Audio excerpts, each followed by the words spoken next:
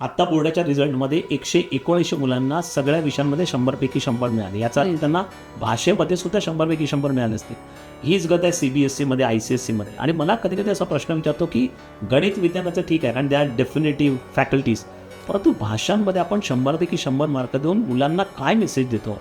कारण भाषेमध्ये बऱ्याचशा गोष्टी आहेत, त्याच्यामध्ये न्यूआन्सेस आहेत, इमोशन्स आहेत, क्रिएटिव्हिटी आहे, इमॅजिनेशन आहे, एक्सप्रेशन आहे, इंटरप्रिटेशन्स आहेत, परसेप्शन्स आहेत. आणि या सगळ्यामध्ये आपण मुलांना सांगतोय की बाबा रे, हे सगळे एक्सप्रेशन मास्टर केले आहेत. आता ही आपली चूक नाही आहे का? PhD केलेले 20-20 वर्ष 30-30 वर्ष भाषांमध्ये घालवलेले लोकंसुद्धा अजूनही त्यांचं एक्सप्रेशन परफेक्ट नाही असं सांगतात. लेखक असोत, नाटककार असोत. अगदी आपण रवींद्रनाथ टागोरजींकडे गेलो किंवा शेक्सपियरला बघितलं तर ते सुद्धा त्यांच्या शेवटच्या लिखाणापर्यंत पण एक्सप्रेशन त्यांचं परफेक्ट झालं नव्हतं असं त्यांचं स्वतःचं म्हणणं आहे. मग आपण मुलांना, या छोट्या मुलांना अशा प्रकारचा संदेश का देतोय?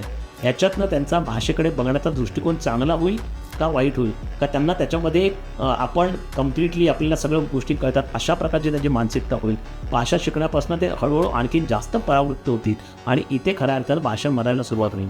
म्हणून आपण 100पैकी 100 मार्क ज्यावेळी भाषांमध्ये देतो त्यावेळी अत्यंत विचार करणं गरजेचं आहे.